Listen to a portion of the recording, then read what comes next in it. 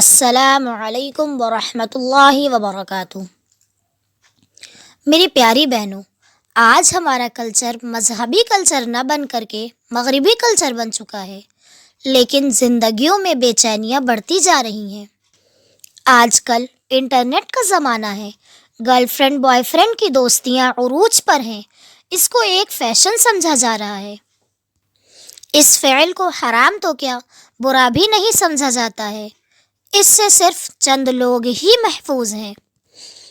جیسا کہ حدیث شریف میں ہے، ایک مرد پر 10 شیطان ہوتے ہیں اور عورت پر 1 شیطان ہوتا ہے، لیکن یہ ایک شیطان ہی 10 شیطانوں کو جگاتا ہے۔ اگر اس ایک شیطان کو قابو میں کر لیا جائے تو 10 شیطانوں کو قابو میں کیا جا سکتا ہے۔ پیاری بہنوں، جیسا کہ پتہ چلا، عورتوں پہ 1 شیطان ہوتا ہے، اور یہ شیطان جو سب سے پہلا کام کرواتا ہے وہ یہ کہ ہمیں اپنے چہرے کو سجانے میں لگا دیتا ہے، اور ہم اپنی تعریف کے چند الفاظ سننے کے لیے اپنے آپ کو بنانے سنوارنے میں لگ جاتے ہیں۔ جب کوئی لڑکا کسی بھی ذریعے سے بات چیت شروع کرتا ہے، خواہ دین کی باتیں ہوں یا دنیا کی، اگر اس کا جواب دینا بہت ہی ضروری ہے تو جیسا شریعت نے ہمیں سکھایا ہے کہ غیر محرم سے سخت اور روکھے لہجے میں بات کریں، نہ کہ شیریں اور اٹریکٹیو باتیں کریں، تو یہ شیطان ہمیں جس دوستی کی طرف لے جانا چاہتا ہے اور ہمیں ٹیشو پیپر بنانا چاہتا ہے، اس فتنے سے ہم بچ جائیں گے، ورنہ یہ چیزیں دوستی میں بدل جائیں گی اور ہم موبائل سے باتیں کرنا شروع کر دیں گے، پھر کسی پارک اور ہوٹل میں ملنے کا پروگرام بنے گا، پھر ہمیں پتہ بھی نہیں چلے گا کہ ہم کہاں سے کہاں پہنچ گئے۔ پیاری بہنوں، اللہ نے آپ کو قیمتی ہیرا بنایا ہے تو قیمتی ہی رہنا چاہیے، بے قیمت نہیں ہونا چاہیے، کیونکہ ہیرے میں اگر ذرا سی بھی کوئی خرابی آ جاتی ہے تو وہ بے قیمت ہو جاتا ہے۔ پیاری بہنوں، لڑکیوں کے لیے سب سے قیمتی چیز اس کی عزت و پاک دامنی ہے، اور شرم و حیا اس کا زیور ہے، جو ختم ہونے کے بعد دوبارہ حاصل نہیں کیا جا سکتا۔ اگر عزت سے ہاتھ دھو لیا تو زندگی بھر کا رونا ہی رونا ہے۔ پیاری بہنوں، لڑکیوں کے مقابلے میں لڑکوں کا ریشو کم ہے، اور لڑکیاں افراط ہیں، اس لیے ایک لڑکا درجنوں لڑکیوں سے دوستی بنائے رہتا ہے، اور یہ بھولی بھالی لڑکیاں سمجھتی ہیں کہ ہم سے حسین اور اسمارٹ کوئی ہے ہی نہیں، کیونکہ یہ خوش فہمی والے الفاظ وہ اپنے بوائے فرینڈ سے سنتی رہتی ہیں۔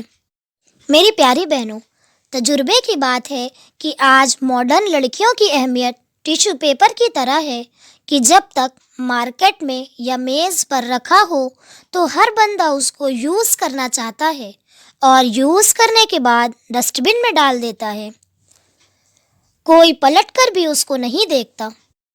اے دختر اسلام بنو زینب کلثوم، ورنہ یہ نئی نسل جواں کون کرے۔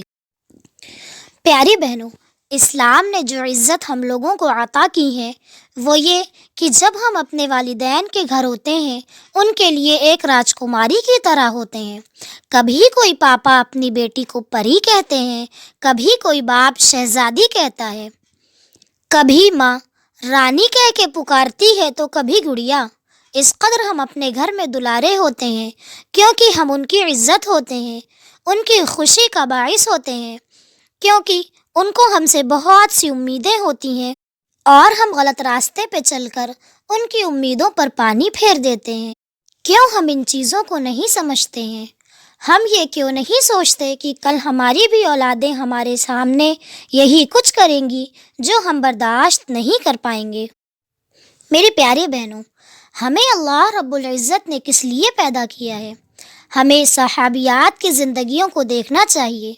پیارے نبی صلی اللہ علیہ وسلم کی پیاری بیٹی حضرت فاطمہ رضی اللہ عنہا کی زندگی کو ہمیں آئیڈیل بنانا چاہیے۔ ایک مرتبہ ہمارے نبی صلی اللہ علیہ وسلم مجلس میں تشریف فرما تھے اور صحابہ سے سوال کر رہے تھے کہ بتاؤ دنیا کی سب سے بہترین عورت کون سی ہے؟ تو صحابہ اپنی اپنی رائے پیش کر رہے تھے اور ہمارے نبی صلی اللہ علیہ وسلم کو کسی کا جواب پسند نہیں آ رہا تھا۔ اسی مجلس میں حضرت علی رضی اللہ عنہ بھی موجود تھے۔ انہوں نے اللہ کے نبی سے اجازت لے کر بی بی فاطمہ کے پاس گئے اور ان سے کہا کہ آپ کے ابا جان نے یہ سوال پوچھا ہے کہ بتاؤ دنیا کی بہترین عورت کون سی ہے؟ صحابہ جواب دے رہے ہیں مگر آپ کے ابا جان کو کسی کا جواب پسند نہیں آ رہا ہے، اسی لیے میں آپ کے پاس آیا ہوں کہ آپ ان کی لخت جگر ہیں، ہو سکتا ہے کہ آپ کا جواب ان کو پسند آ جائے۔ تو حضرت فاطمہ رضی اللہ عنہ نے کہا کہ میں بتاؤں کہ دنیا کی سب سے بہترین عورت کون ہے؟ دنیا کی سب سے بہترین عورت وہ ہے جو کسی غیر محرم مرد کو نہ دیکھے اور نہ کوئی غیر محرم مرد اس کو دیکھے۔ یہ جواب لے کر حضرت علی رضی اللہ عنہ اللہ کے نبی صلی اللہ علیہ وسلم کے پاس گئے اور جواب بتایا۔ اللہ کے نبی صلی اللہ علیہ وسلم یہ جواب سن کر خوشی سے جھوم اٹھے اور کہا، فاطمہ نے صحیح کہا ہے اور وہ تو میرے کلیجے کا ٹکڑا ہے۔ میری پیاری بہنوں، ہمیں بھی اپنے نبی کی منشا کو تلاش کرنا چاہیے کہ جب اللہ کے نبی راضی ہوں گے تو اللہ بھی راضی ہوگا، اور ہم دنیا میں اللہ کو راضی کرنے کے لیے ہی آئے ہیں۔ اور ہمیں یہ دعا پڑھتے رہنا چاہیے، رضیت باللہ ربا وبالاسلام دینا وبمحمد نبی صلی اللہ علیہ وسلم۔ میں راضی ہوں اللہ کے رب ہونے پر، اسلام کے دین ہونے پر اور محمد صلی اللہ علیہ وسلم کے نبی ہونے پر۔ اخیر میں اللہ تعالیٰ سے دعا ہے کہ اللہ تعالیٰ ہم سب کو دین پر چلنے کی اور عمل کرنے کی توفیق عطا فرمائے، آمین۔ وآخر الدعوانا ان الحمد للہ رب العالمین۔ آپ سے التجا ہے کہ آپ میری ویڈیوز کو آگے شیئر کریں تاکہ اور لوگوں کو بھی اس سے فائدہ حاصل ہو۔ السلام علیکم ورحمۃ اللہ وبرکاتہ۔